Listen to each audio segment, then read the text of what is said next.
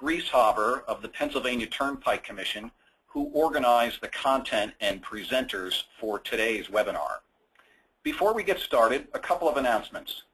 In January, IBTTA launched a newly redesigned website. We hope you find it easier to navigate and visually pleasing. As you know, a website is always a work in progress, and we're working hard to keep ours filled with important resources for you. Your feedback is important to us, so please visit the site and let us know what you think. We have several upcoming meetings that we hope you'll attend. March 9 through 11 is our Summit on Legislation, Policy, and Infrastructure Finance in Washington, D.C. April 6 through 8 is our Maintenance and Roadway Operations Workshop in Jersey City. July 20 to 22 is our Summit on All Electronic Tolling and Interoperability in San Diego. And our call for presentations for that meeting, the presentation submissions are due by February 24th. September 14 through 17 is our annual meeting and exhibition in Austin, Texas. And October 19 through 21 is the Global Technology Workshop in Prague in the Czech Republic. We have exhibit and sponsorship opportunities available for all of our meetings, so please visit www.ibtta.org/events or contact Terry Lankford at tlankford@ibtta.org. Many people ask about professional development hours. IBTTA is not able to offer credits, but we can give you a certificate for attending the webinar. Then you would submit your certificate to the appropriate accrediting organization to obtain credit. If you'd like to receive a certificate after this webinar, please email Kathleen Davis. That's kdavis@ibtta.org. We're pleased to have several highly regarded content leaders today, each with extensive experience in making the transition to all electronic tolling. Each presenter will speak for about 10 minutes. During this webinar, we encourage you to submit questions to our presenters using the Questions tab in the dialog box on your screen. Feel free to submit your question at any time. We'll monitor your questions throughout the webinar and respond to them once all presentations are completed. If you wish to direct a question for a specific presenter or to all presenters, please note that in your question. This webinar will last 1 hour. We'll post the slides and audio portion of this webinar on our website by close of business tomorrow. If we don't answer all of your questions today, we will submit the remaining questions to the panelists and post their responses to the unanswered questions on the IBTTA website next week. You can find links to all of our past webinars at ibtta.org/webinars. Now it's my pleasure to introduce your moderator. Nick Grieshaber was named Chief Financial Officer of the Pennsylvania Turnpike Commission in June of 2008. Before that, he held positions of Director of Treasury Management and Treasury Manager. Before joining the Commission in 2000, Nick held positions with ADP Capital Management, BTR Dunlop Finance, and American Life Insurance Company. Nick is Chair of the IBTTA Public and Private Finance Committee and Chair of the Finance Committee for the EasyPass Group. Nick, you have the floor. Well, thanks, Pat. It's now my pleasure to introduce our 3 speakers. John McCuskey was appointed Executive Director of the E470 Public Highway Authority in Colorado in 2010. John previously served as Director of Finance and Deputy Executive Director. Prior to E470 in 1999, he was an independent consultant, and his work included toll road financial analysis, toll operation studies, and management plans, and advised on operations both nationally and internationally. John serves on the Board of Directors of the International Bridge, Tunnel, and Turnpike Association. Jennifer Minucci is the Director of Budget and Electronic Revenue for the Golden Gate Bridge, Highway and Transportation District. She recently served as Project Manager for the Golden Gate Bridge conversion to all electronic toll collection. In addition, she has played a leadership role in the establishment of the Regional Fast Track Customer Service Center, serving all Bay Area bridges and toll facilities, and managed the implementation of the Clipper cashless transit fare system on both Golden Gate Transit and Golden Gate Ferry. Jennifer is a graduate of the IBTTA Leadership Academy. Amy Potter is the Chief Financial Officer of the Transportation Corridor Agencies, or TCA, which is comprised of two joint powers agencies responsible for managing the design, planning, financing, construction, and operation of California's largest network of toll roads in Central and South Orange County.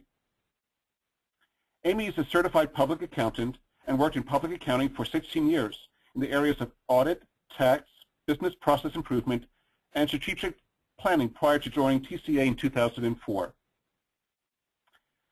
John, you have the floor. Please be sure to take yourself off of mute. Well, thank you, Nick, and good morning to everyone that's listening in to this webinar. Just to get right into it, we completed at E470 5 years of AET last year in 2013, so now we're beginning our 6th year. And if you are considering AET, what I intend to do is give you some perspective on our experience and probably give you more questions to consider as you go forward. Just before I get into that, a few details on E470 if you're not familiar with us. We form the eastern half of a beltway around the Denver metro area. If you know Denver, I-25 runs north-south, and we connect at the south end of our road with I-25 and C-470. The road continues north. We cross the front door of Denver International Airport and on to the west and connect with I-25 again at the northern part of the metro area with the Northwest Parkway Public Highway Authority. We had close to 60 million transactions last year on our own road. When you take into account the transactions we performed for the other agencies that I'll get into, we had about 65 million transactions and roughly 150 million in toll revenue last year. E470 opened in 1991 as an open road, in an open road tolling configuration. We had high-speed lanes with adjacent toll lanes. We started AET in 2009, like I said, 5 years ago, with 3 ways to pay tolls: cash, express toll, which is our version of Easy Pass, and video tolling, or license plate tolling as we call it. And then in July of 2009, we closed our cash lanes. And I might add, while it's not the subject of this webinar, we spent a lot of effort on working with our toll collection staff as we phased out that part of our collection. Since 2009, we've made a number of changes and tweaks to our process.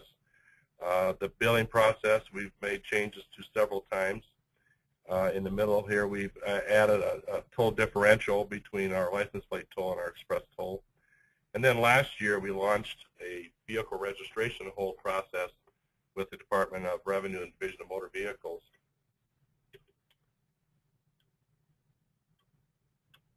Our process today, I would characterize as being lengthy with minimal fees. Almost 2 years ago, we went with this process after several changes. In a nutshell, we have 3 months of statements we send to our customers, our license plate toll customers. There's a $5 late fee involved for the statement, not on transactions. When we first started our billing, everything was transaction-based. We've changed that to a fee base, or our statement base for our fees. After the statements of 3 months, we will send our non-payers to collections for up to 4 months. And then after that, we get into the civil penalty phase, and finally we follow that up with the vehicle registration hold if they still haven't paid. I mentioned that we provide the back office customer service center for some other agencies. Specifically, besides ourselves, we work with the DOT and their managed lanes, as well as the Northwest Parkway Public Highway Authority. And so therefore, we have a single transponder that's used on all 3 agencies, by all 3 agencies.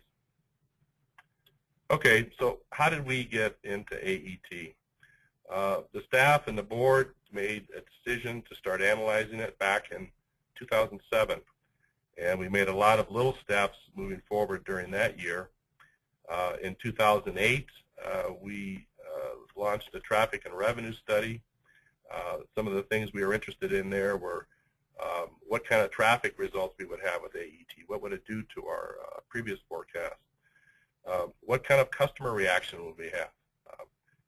We did a user preference survey to gauge our customer reaction, not only our existing Express Toll customers, but we wanted to really try and find out what our cash customers would think of this. And then we were interested in, of course, what the market penetration shift would be into transponders once we went into an all-electronic mode. So those were some of the things that we were looking at in the study that we did back in 2008. Some of the considerations that we certainly thought about, and you might consider if you're looking into this, is what kind of savings are you going to achieve, and where? And in our case, I think just about every place that we thought it was going to cost us or we were going to have savings, it occurred. But we had differences in what we were expecting and what actually happened. The unbillable and uncollectible, the leakage factor. This is a very large issue, and both of those are separate issues, the unbillable and the uncollectible. And it's certainly something when we went into, we didn't know as much about as we learned, and I would certainly urge everyone to investigate that and look at that if they're considering AET. And then what sort of capital costs were involved. In our case, having an open road tolling layout and format for collection, our capital costs were less than probably more of a legacy configuration for some agencies. Continuing with this, what kind of customer service rep changes will you have? And in our case, our maintenance techs that take care of the equipment. What will the call center situation look at? How will you increase the seats that you have there? Additionally, you're moving into from a violator to a post-pay customer culture, and that's different. Even our customer service reps had to adapt to that. No longer were these folks calling in and paying a violator, but they were a customer paying after the fact.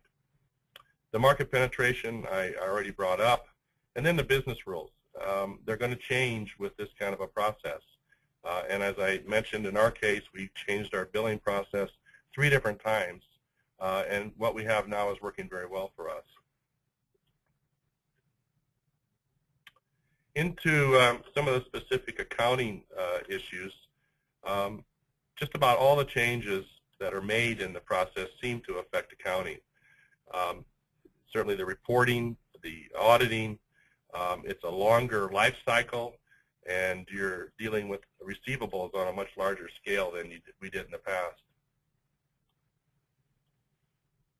It's not just the tolls you're dealing with now, but additional fees.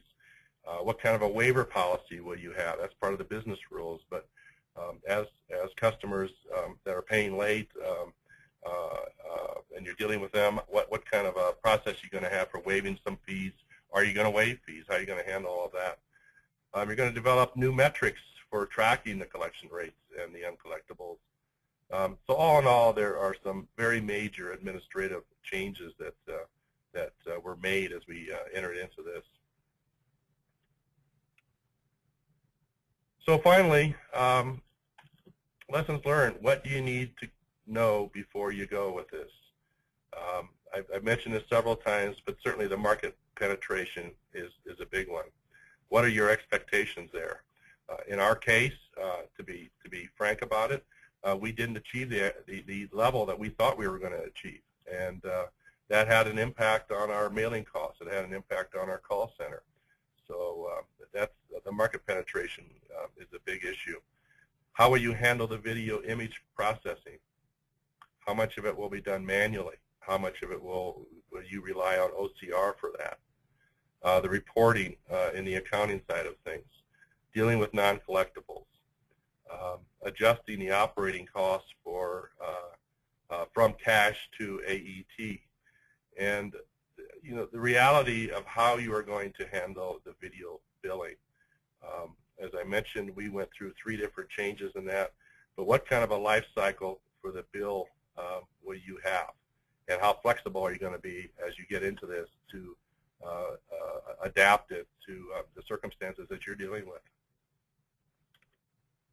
So with that, I'll pass it back to Nick. I hope I've given you a few thoughts to consider, and of course I'll be available to answer questions at the conclusion of this. Nick? Yeah, thank you, John, very much. As you can imagine, we're receiving questions as we're speaking now. We've received already previous questions, so I'm going to limit my conversation as much as I can here, given the time constraint that we have. But obviously, you can tell from John's presentation, he's, E470 has done a lot of work, has been involved in AET for quite a few years, has a lot of good experience, which we've all can learn from. So with that, I'm going to move it over to Jennifer, and she can talk about Golden Gate Bridge experience with AET for the past year. Good morning. I would like to start by thanking E470, John, and all his staff for the lessons learned. I think it's a great building block. On what I want to talk about is we spent some time with E470, and definitely his last slide on lessons learned were things that we considered as we moved into AET. What I'd like to talk about today is how we basically are going into our first year. We are 1 year in AET. And a little overview, if you don't know who we are Golden Gate Bridge. We're one of 8 bridges in the San Francisco Bay Area. We run about 19.7 million in southbound traffic, which is our paid traffic. We have toll revenue of 102 million a year.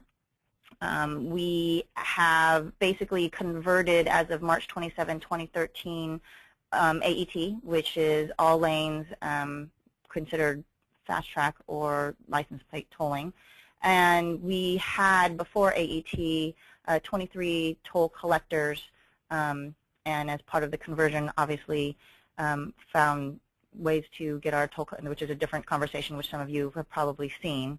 And a little more background on basically our toll plaza configuration. We were 8 toll lane staffed, and you would either go through, or you could do fast track, which is our transponder based. Post AET, we are running about 5 to 6 lanes open, and we now have a dedicated carpool lane during carpool hours. That's a little bit of a change for us. One of the things that was important that we wanted to maintain when we went to AET was keeping our toll structure in place. So as you can see, we had $6 cash toll, a $5 fast track toll. We kept the $6 toll, converted that to what we call pay by plate, and kept our fast track toll differential at $5. And our pay by plate categories that we added on were the ability to do a one-time payment, set up a license plate account. If you did nothing at all, you could then get an invoice in the mail. So that was our basic structure on the tolls to make sure that we kept the program relatively the same so people weren't confused. We wanted to focus more on converting people to understand that there were no cash in the lanes. We also kept all the hardware and the toll booths, which we still have in place. So we actually have physical booths in place, just using the hardware for AET. What I want to focus is a little bit is when we were looking at going to AET, the areas we focused on for transition were in the areas of visitor market. We know we had a lot of infrequent users that were going to come for the summertime to visit the bridge itself. That involved multi-language needs. We knew that having a dedicated carpool lane, which was different for us before you would stop and get physically verified by the collector, understanding that there was a dedicated lane and that was for carpool use. Having Highway Patrol do more of enforcement rather than we don't have the eyes and ears out in the booths. And knowing that we would have multiple payment types that we would have to track, which now with a one-time payment, license plate accounts, we have a whole cash payment network that you can come in and pay. Those are the things that we focused on and successfully seem to have gotten the message out during our first summer. What we didn't predict was our fast track penetration, which was a great unpredicted success for us. We went from 71% transponder base to 83%, pretty much overnight. As you can see, our fast track accounts opened as we got the word out that we were going AET. There was a $1 discount, get your fast track. They were just flying off the shelves. We even had problems with inventory when we first started. So going at 83% really, is a huge success. I think that, lessons learned was really getting the communication out there before, that having that toll differential, I think, helped as well. But as you can see, our fast track openings are still higher than they were pre-AET levels. So we're still waiting for it to level off, but it looks like our new reality is people really do understand the value of doing the transponder base. It seemed to be enough incentive to get them to move over. And throughout the year, we've been pretty consistent around the 83% mark on fast track. What we've been focusing on now are, and I think we learned this from E470, one of the things we knew we needed to do was to be flexible. We know what we needed to focus on, but as we go through the first year and seeing really where the potential for maximizing revenue in the areas where we hadn't focused as much, we're now turning our attention to. So one of the big things is rental cars, and there's questions on how you deal with rental cars. For us, dealing with folks, especially our high visitor market, rental cars were a huge concern for us, getting the communication out. While we think we did a great job on communicating ahead of time, and while we started AET, we do realize that some folks still don't understand that you can't pay a person where you were able to do that before. The administrative fees, we obviously want people to have a good customer service experience coming through, especially since we're attached to kind of visiting San Francisco. And right now we're working on a grace period for rental car payments. So being able to have folks do a one-time payment before, right after they go to the bridge is something that we're working on, that we're getting close to implementing. We're also trying to hone in on our out-of-state DMV reciprocity. We, in hindsight, lessons learned, probably would spend more time on making sure those out-of-state DMV reciprocity agreements were in place. We were kind of trying to see the trends. We are honing in on the ones that we need to have the reciprocity with the most and getting those agreements done, and I think that will help on maximizing our revenue as well. And in California, you can drive off of a new car lot without any plates. So one of the things that we have been honing in on is trying to get from the ability to have no plates to have temporary plates on every car at least if you don't have a permanent plate. That actually is something, thanks to our partners over at BATA, are introducing into our state legislature this season, and we are looking forward to seeing if we can get that in place. Obviously, the no plate leakage will be greatly reduced in having temp plates. So those are three areas that, as we go along, we're trying to improve. And in transition to financials, and I know folks are interested on what happens with your accounting and your revenue. As we're going into it, what we're really finding is it takes 6 to 8 months to really see a revenue trend, at least the way we have set up our system, because now that we've introduced a whole invoicing cycle, we have a violation processing cycle, and then in California here we have a DMV hold cycle. I mean, it could actually go up to 2 years, but we're really seeing that the trends don't start peeling off for 6 to 8 months to see where people, really where your areas that you want to focus on maximizing your revenue, or some of the problem areas maybe in communicating. And given that we have 83% fast track, we were pretty successful.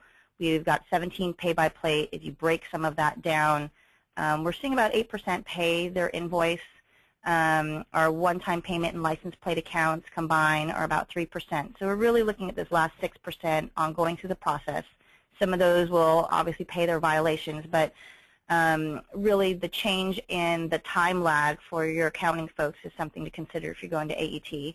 Obviously, we are right now trying to figure out our accrual pattern. And that is something that, as you go through the first year, for us at least, we have this huge seasonality in the summer. So we're trying to find a trend on how to accrue. Obviously, we don't want to have to figure out how to do huge write-offs at the end of the year, and making that a more normal cycle. But as we go through our first year, those are some of our lessons learned. I'd obviously be happy to answer any detailed questions as we go, but that just kind of gives you a look of where we are after our first year. And I'll hand it back to you, Nick. Well, thank you.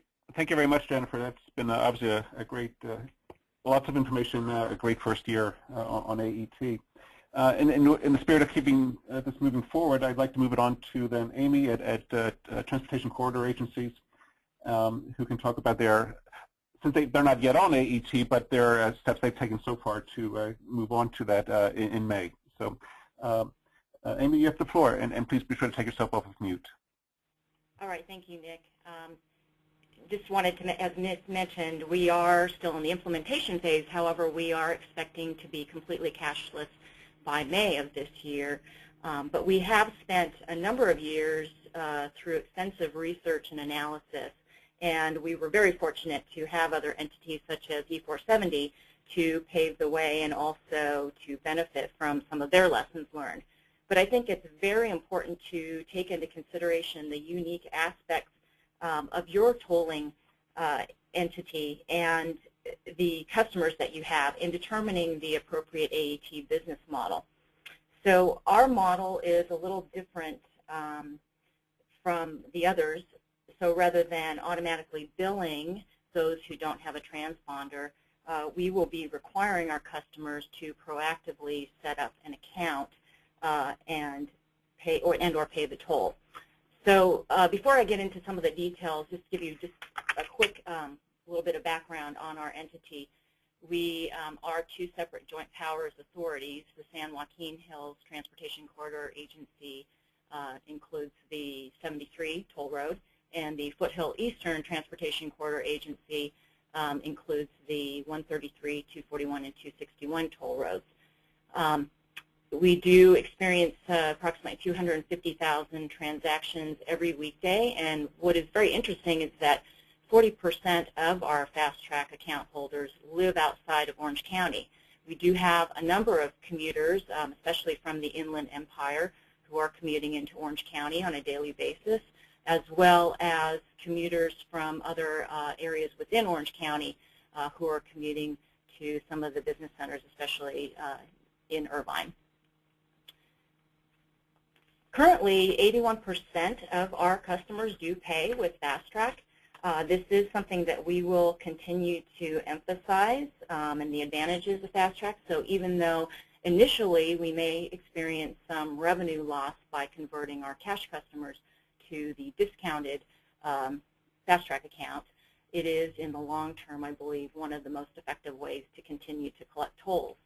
So our customers will see the benefits of the reduced toll rate as well as the statewide access. So in California, as Jennifer mentioned, we are interoperable with all of the tolling facilities within California. And however, the license plate accounts that we'll be offering will just be good for our roads.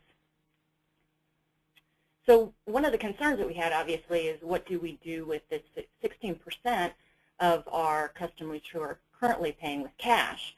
And so we did some extensive analysis with customer surveys, cash customer surveys and focus groups to try to determine what those customers were looking for and why they hadn't already signed up for a Fast Track account. And the main reasons were that they didn't want a prepaid balance or they didn't want a transponder in their car. So we are offering several different types of license plate accounts based on the input that we received. We're calling all of those an express account. And one will be a charge account where the customer simply has to put a credit card on the account and they will be charged only as they use the road. We're also offering a prepaid account in response to some of the banked or underbanked cash customers. And we will also be offering cash payment networks, which are off-site locations where people can still pay cash. And then we also offer an invoice account for those who want to accumulate all of their tolls and then pay once a month. There will be an additional charge for the invoice account, which came about through our detailed analysis and modeling. But we also had to consider what do we do with our truly infrequent users and tourists. So here's an example of something that we will include, part of the signage that we will include on our road. And what we determined is that we will instruct those people to either visit the website or our mobile app to pay within 48 hours. This will also apply to those who don't have an account and also would prefer to just sign up for an account at that time.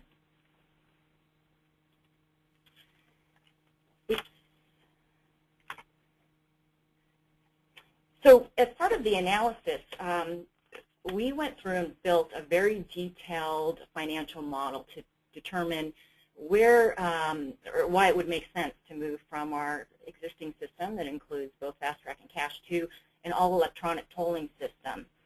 And using very conservative assumptions, we still determined that we should save about $39 million in the first 10 years. And this does include the savings that we expect in the initial capital investment compared to what we would have had to do to improve all of our cash systems if we had not determined to move to all electronic tolling.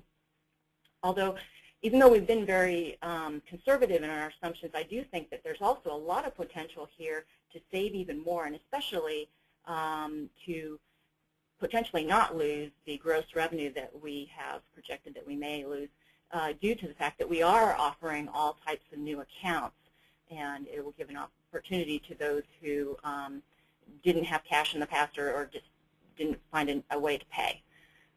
So what we did is we built a very detailed model that looked at all of the different pay types, all of our existing costs to process different types. So for instance, currently, even though we have Fast Track accounts, obviously we have a number of pay-by plates that occur. It's very seamless to the customer. But we had some stats that helped us develop what would it cost us when introducing these new pay types. We also then had to determine how would these current cash customers disperse into the new pay types. So we utilized all of the cash customer surveys. We also worked with our AET consultant who had experience with other AET conversions.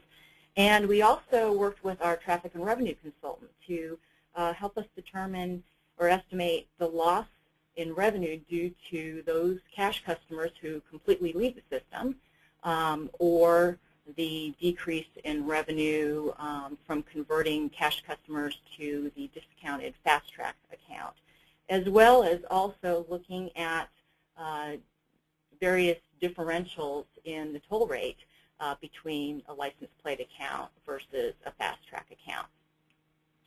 And some of the things that we did note as well or have assumed is that our violation percentage will increase. So our pursuable violations, even though we've assumed that those will increase, we did restrain the revenue that we would collect off of that. And that was just to be very conservative, knowing that we will do everything we can to convert violators over to account holders. But we have been very successful in our violation collections. Our violation collections have already well exceeded the lost revenue that potentially is lost due to not collecting a toll initially. So we do expect that to continue on with any potential increased losses due to violations. We have also assumed, though, that our non-pursuable violations would increase as well, and that's mainly due to the cars not having a license plate, like Jennifer mentioned. But we already use on-road violation enforcement. We hire the California Highway Patrol to monitor the cars that don't have an actual transponder read and look for cars without plates. So we will continue to use that violation enforcement activity. Another important part of the analysis that we did and the decision to actually move forward with all electronic tolling is that we did some stress analysis, some break-even analysis. And so, for instance, with diversion or loss of actual cash customers, we assumed that 7.5% of that 16% of cash customers would go away, and we know that we could lose actually 12.5% and still break even. There are also other things that we did as far as mitigations. We know that we will be able to do things in the area of violation collections and policies. Also, we have areas that we could reduce costs further based on some policy decisions. And also adjusting the toll rate differentials will also help to mitigate some of these risks. And what we're doing currently is we've already built a dashboard that tracks the changes in the account types. We introduced the new pay types in January, and we've already had approximately 6,000 new accounts in that area, well under where we need to be, obviously, by the time we do the full switchover to all electronic. But we are monitoring that on a daily basis just to be able to respond in our marketing approach. And we are also in the process of building a financial model that will help us monitor the results of the various pay types and the associated costs so that we will be able to respond accordingly. So that concludes my presentation, and I would also be happy to answer questions. Well, thank you, Amy. It appears at this point we have about 20, maybe 25 minutes left in the session here. And again, we've received many questions. I just want to remind the attendees that any unanswered questions will be posted online next week. So we'll certainly be endeavored to get all of those questions answered in due course here. My thought at the moment is I think there's a few questions, really two, that are really predominant. Obviously one regarding leakage, and the other perhaps dealing with image handling and how we deal with those issues. There were some questions that were received that were directed specifically to a presenter, and I perhaps will, in the remaining time, then direct those questions to the presenter. In terms of leakage, and I know this is a sensitive area, and there's a lot of factors, a lot of issues or numbers that go into this issue that may affect the answer. So, to the extent that a panelist can provide information that would be helpful, and we'll just kind of take it from there. These questions are really directed to all panelists, so I'll just kind of go through E470, Golden Gate, and to the extent that TCA has information regarding projections of leakage, we can certainly perhaps answer that. So John, starting kind of with you, how did you estimate revenue leakage? It's perhaps the first question. I think we underestimated it to begin with, again, to be frank and honest about it. And it's one of those topics, like you said, Nick, that it's like talking about cost per transaction, and you start getting into apples and oranges real fast about this. But as far as leakage goes, there's two components to it. One is the unbillable, and the second is the uncollectible. And in our case, and then you're talking about are you uncollectible on the whole amount, or are you uncollectible on a net amount, and you start getting into gross toll, net toll, express toll, or just the license plate toll. But in our case, the unbillable amount, we know that over half of it, probably approaching 60% or more, is due to temporary license tags, and Jennifer alluded to that in California as well, in the situation that they have to deal with. And I realize in every state that's different, but we can attribute well over half of our unbillable temporary tags, and we have been working on that for the last over a year, almost 2 years, with the state to actually change the temporary tag features, how it looks, as well as the database. And there are some third parties out there that are working with a number of states right now, and I wish we truly had that here, but we don't at this time. But it's something we're going to continue to work on, and I'm confident we'll get it a solution there. The uncollectible is half or less of what our unbillable is. Most people pay, and that's the neat thing about this that has been a real success is most customers, they're honest, they pay their bills, and they pay them on time, and so you're only dealing with a very small percentage there. But again, it's the unbillable, the uncollectible. Our unbillable, we know we're going to cut in half here in the next few years. Okay. Do you see differences between leakage in-state versus out-of-state? No, actually about the same. The out-of-state customers actually pay as well.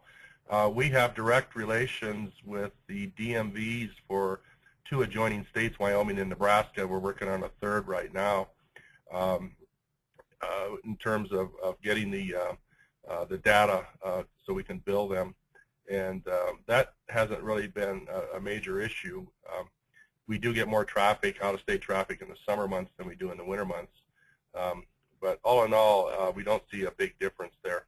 What we don't have with the out-of-state is that reciprocity to actually put ultimately a vehicle registration hold on those customers. But we don't see a big difference, though. You know, that is an interesting area, reciprocity with out-of-state. How are you mitigating that risk to the extent you're able to do that? Well, we don't have that with the out-of-state. I mean, that's just the way it is. Okay. So, you know, but as far as payment, they pay at about the same rates as our in-state customers. Okay. You may have already addressed this issue, recognizing revenue in the extent of write-offs. To the extent you're able to discuss that issue, particularly write-offs, or?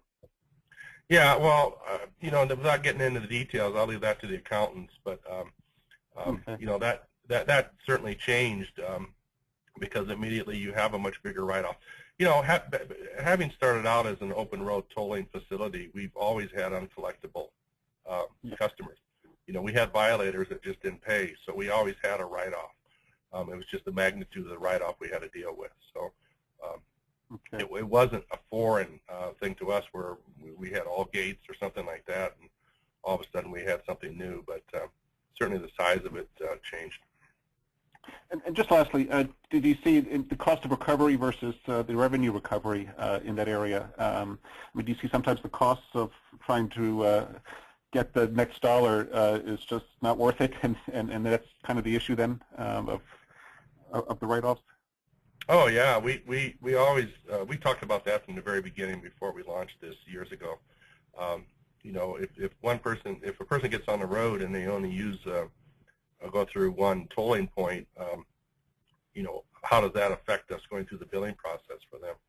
So, but again, then you have to know your customer in the sense that, well, what's the average toll for your customers, and how many tolling points are they going through, or whatever the case may be, realizing it's different for a situation like Golden Gate Bridge or a single point tolling facility.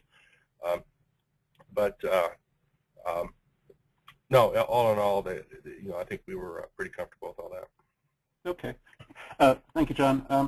And Jennifer, just moving on to your agency, similar, you know, same questions about estimating. You might have already addressed this in your presentation, but estimating revenue leakage, you know, leakage in-state versus out-of-state. Any issues there? Sure. So, well, if any of you guys have seen some of the tolling news this week, apparently we're making millions and millions of dollars off of violations. So just to clarify, there was a news article this week that said that we were making $15 to $20 million off of our violations. And this is the case when you go to AET and you have an aging process, that you know, really how the data can get to apples and oranges really fast, as John was saying. To clarify, we may make $1 to $2 million on violation revenue over you know, the year, but really what is happening for us on leakage is, you know, our first goal is to look at our model was based on making sure that we can get 100% of our toll revenue, of expected toll revenue. And as we're looking at the trends, we're making that as of June, so that's how far back I'm kind of watching the trends as we go through the violation process. As I talked before, you know, our unbillables versus our uncollectibles of what we would consider left in that 6% bucket, as I was saying, about 60% of our unbillables, so to speak, are because we don't have plates. There's also another story out there if you Google us on some of the things on Golden Gate Bridge. That equates to us a little $1 to $1.3 million a year. So that's really why we're going after these temporary tags. Again, lessons learned from E470, making sure we take precautions on fraud of temporary tags, because then you have a whole other deal of people trying to steal other people's plates and trying to do the collectibles on those. But really, we're looking down. Luckily, because we are 1 point of collection, the percent of, quote, what we need to get to 100% revenue is becoming smaller, and really the violation payments are offsetting that to get us to 100%. You know, as you start doing definitions of net revenue and what we're collecting cost and versus net costs. We're going through that first year, but I would say that we are comfortable on our financial projection, which was obviously very conservative, of getting to our total expected revenue. We're looking at people, like John's saying, we have people trying to pay us and really trying to going through the system to get there. We do have some, as we're talking about, out-of-state reciprocity issues. We have 2 states obviously neighboring us that we're working actively to get reciprocity agreements with, and that's Arizona and Nevada. And that makes up probably half of our, quote, out-of-state, actually more than half of our out-of-state DMV reciprocity that we need to get. And once we do that, we'll go through the invoicing process and start the collection process for those folks out of state. Okay. The extent of write-offs, any ability to discuss that? I'm sorry, say again, Nick? On an accounting issue, recognizing revenue and the extent of your write-offs, are you able to discuss, from the accounting perspective? We're not there yet for write-offs. I mean, I think for us on write-offs, we're probably on a 2-year cycle because we do DMV hold. So we have instituted DMV holds a couple months ago, as the process started to peel out from invoice to violation to DMV hold, and we are seeing those payments coming in. So we are expecting, not to do any write-offs this year. I mean, I think that's probably a question for us for next year as we go through. But what we are seeing is if we can get basically our out-of-state in and the people that are paying violations, which is about 3%, we are coming at our expected toll revenue. So we are looking pretty good in terms of the write-off area. Okay. This is maybe a different question I probably should have asked John as well, but in terms of staffing, in terms of issuing toll invoices to the license plate customers, have your staffing levels really changed? So perhaps you have fewer toll collectors, but in terms of having to invoice customers, has your staffing changed in that particular area? So our financial model showed that we were probably going to double the amount of invoicing that we're actually doing. So for us, because they converted to fast track, we really, in our financial model, have exceeded what we thought was going to happen in the invoice area. So our next step really is to analyze. I know people want to start looking at cost of transactions and the invoice. While the invoice is more expensive, we are having people pay. One of the differences, obviously, we're seeing, too, is that we have a dollar differential between fast track and anything else, basically, on a pay-by-plate between an invoice or a license plate account. So if less people, obviously, are paying that, then we've got to go back to our model as well because, our average toll revenue, while 100% are paying, that's good because that's part of our model. We have to offset that with basically the reason why it's larger is to collect that invoice toll. Okay. I'm sorry, and going back to John, any regarding staffing level changes in order to collect the uncollectibles, if you will? Well, no. I mean, of course, the big staffing level is reducing or eliminating the cash toll collection and those collectors. And like I said, we spent a great deal of time dealing with that, and I know Golden Gate did as well. And I'm sure Amy is likewise. But yeah, we knew we were going to have an increase, and we did estimates on our customer service side. And again, the trends that we expected happened in terms of decreasing costs there, labor costs. So we were happy with that. And the one thing, I don't know if you had mentioned it in your preliminary discussion here of the questions, Nick, was the image processing. And that's an area that hit us early on where we actually had to beef up our staff on that and make some changes. So that was an area in staffing that had an effect that we hadn't anticipated as greatly as it was. Okay. I mean, that was an area I was going to talk about, image handling and pay-by-plate and some of your challenges to image handling. Has that translated to higher video toll rates, any fees, raising overall toll rates in order to successfully process these pay-by-plate transactions? Well, first of all, we do a toll increase every year, It's a very small toll increase. Our plan of finance called for a toll increase every 3 years, and a few years back, our board decided to make it an incremental increase every year, a much lesser amount.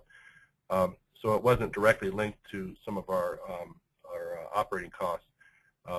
Although we certainly look at what it cost us, in terms of our analysis, like you heard from Jennifer and Amy, in terms of processing costs and mailing and so forth, and fulfillment and things like that. When we instituted our toll differential, which we didn't do initially when we went on AET, but we did start in 2011 with the differential, and we went up to a 25% differential with that. We just looked at it again last year, but the board decided not to make it larger, although we could have made it larger, I think, from a sensitivity point of view with the customers. So that certainly offsets some of those additional costs as well. And anyone that's looking at it, you have to look at all those factors in there. Okay. Yeah. Thank you, John. And to Amy, I know obviously you're still, maybe 2 months away or so from implementing AET, but in terms of your preparations towards that goal, in terms of estimating revenue leakage and how you're to the extent possible protecting your agency in that issue, in that area, can you expand upon that just for the audience? Sure. Well, I think the fact that our model is a little bit different, we're not going to experience some of the complications that the others have. However, obviously, it is still a very serious concern of ours, and I think mainly in the non-pursuable violations, and as we mentioned, the no-plate issue. So that is something that obviously we will need to have to continue to address, the way I mentioned, with our enforcement activities. But we have already been very successful with our violation program, our collections. So we have for years already been doing a lot of these things that I think will be necessary as entities do move into all electronic tolling. So I'm hoping that we're a little bit ahead of the game, but yes, it is still obviously a concern of ours. Okay. Just a similar question. What service or option is available for the unbanked customer to pay their toll for your agency? Amy. For me? Oh, yes. Yeah. So what we have done is we have set up some cash payment networks. I know they also have them, the Golden Gate Bridge has them as well, where then our customers can go to those facilities to pay cash. We also obviously will still collect checks as well. But we're doing everything we can to still address those truly unbanked or underbanked. However, in our research and analysis, we found that that percentage was very small, and I don't, to be honest with you, I don't have that exact number of what the stats were at this time. But I know that when we did that analysis, it was actually a lot smaller than we thought. So we're hoping that that really isn't the biggest concern, but that's the way we're addressing it, is by still having ways for people to pay cash, but just not directly to us. Okay. All right. Thank you. In the remaining time, we only have a few minutes left here, and we had a few questions that are directed to specific presenters, so I'll try to go as quickly as possible through some of these, and then we'll have to wrap it up. And again, we'll have questions that we were not able to respond to or answer. We will get to them by sometime next week, middle of next week. And so back to John. Have you or E470 considered shortening the notice process? I guess in the time of days that are or months that are are allowed for customers to pay the bill. Yeah, we started out with a much shorter process, and it was all transaction based, and all the fees and fines collected on each individual transaction. So consequently, we had these very large bills going out, and then we ended up waiving a lot of it. So that wasn't working, and that was one of our first changes. And then we adjusted it and added some additional time. We eventually went to the statement-based billing for late fees and things like that. Yeah, it's very lengthy, and it is, and there's a cost to that, definitely. But I have to say, when we reduced our fees and our lengthened it, our return actually increased. And the other difference there is we went to collections right after the statement instead of putting collections at the end, and that also helped our recovery rate as well. Okay. This is more in the lines of, maybe of lessons learned, what you know now versus what you knew then type of question. But bottom line, all factors considered, has AET met projections for overall lower cost and higher net revenues, in your opinion, John? Yes, yeah, it has. It definitely has. Sometimes, like I said, at one point, it wasn't exactly the amounts we thought it would be, but what the trends we anticipated did occur, and so it did work out that way, yes. And we continue to refine it. We're always looking ways to maximize our revenue, enhance the customer experience, and make it better. Okay. Just maybe a side question. Did you see a jump in ETC market share prior to adoption of AET? Prior to, no, it occurred.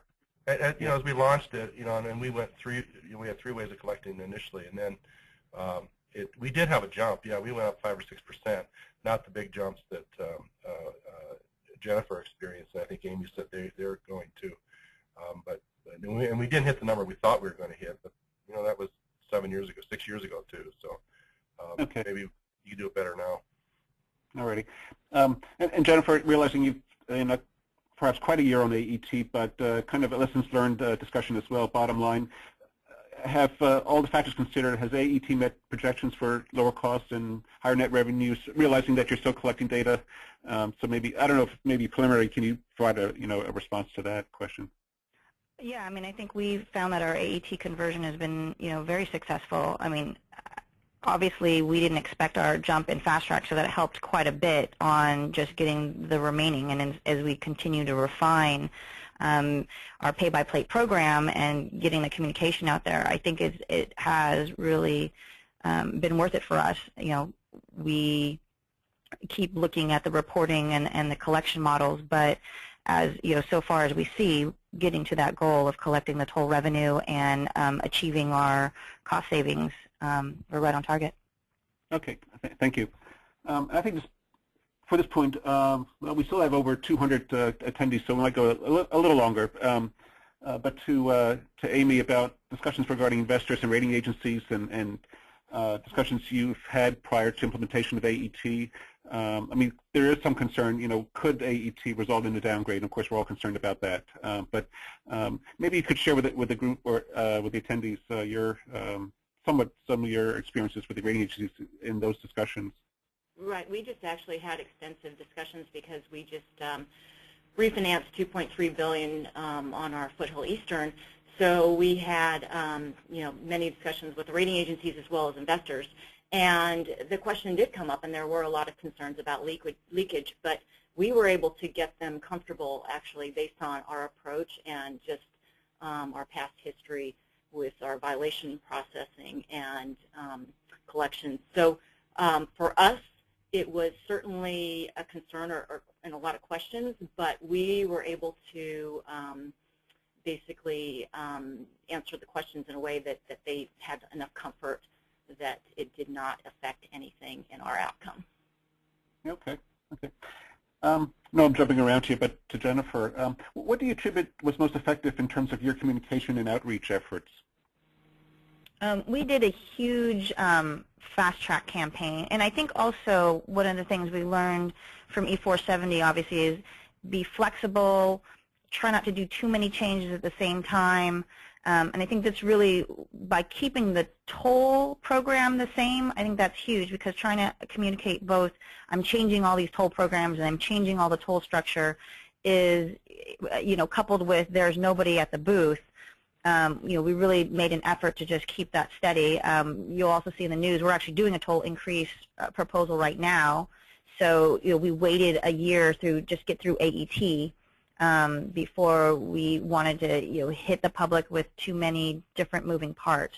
And we have a huge variety of ways to pay. So the cash payment network, the ability to pay online, the fast track opening, the license plate account.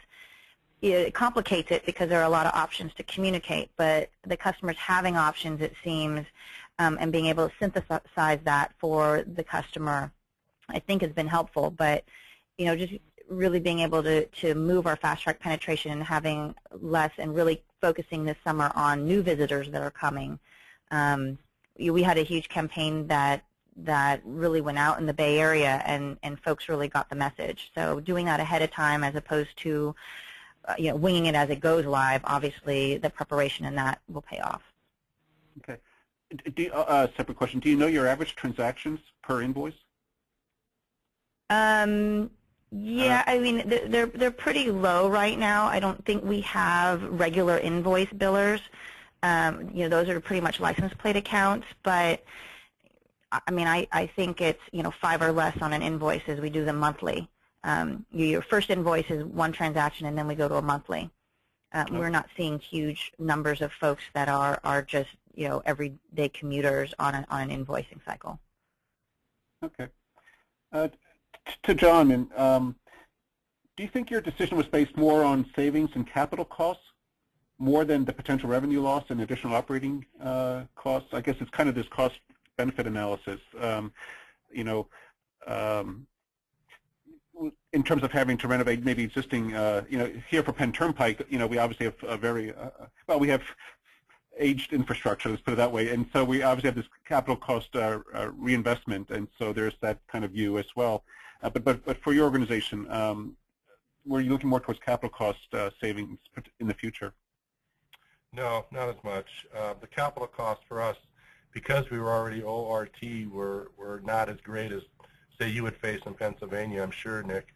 We mothballed we have 5 mainline toll plazas. We mothballed those.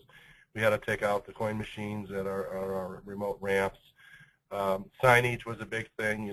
Anyone that's gone through this, you spend a lot of time talking about signage. We added front shot cameras. We didn't have those before to, from a revenue point of view and a recovery point of view. So the capital costs were not a major concern.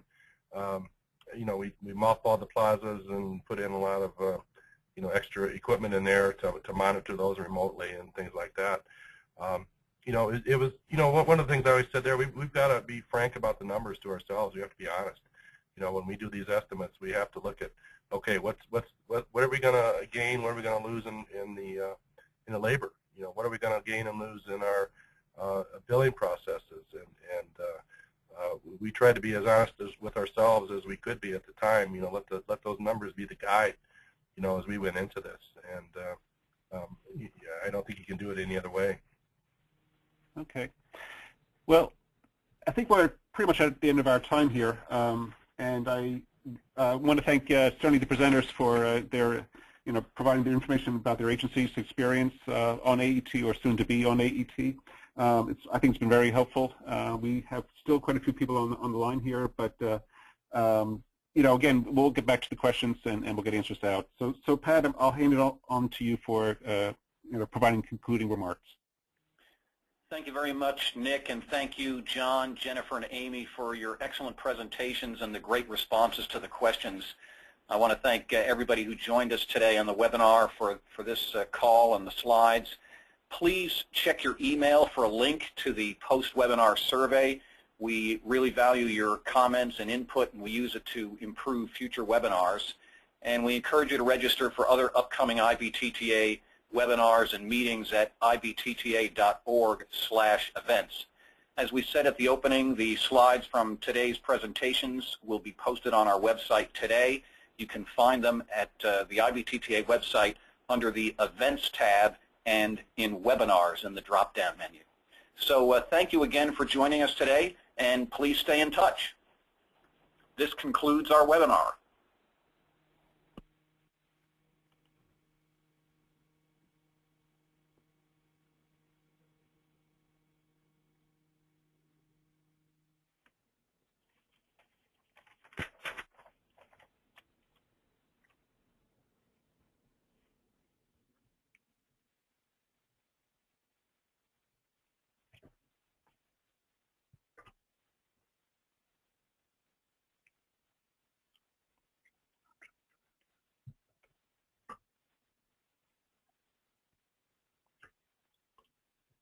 I guess I just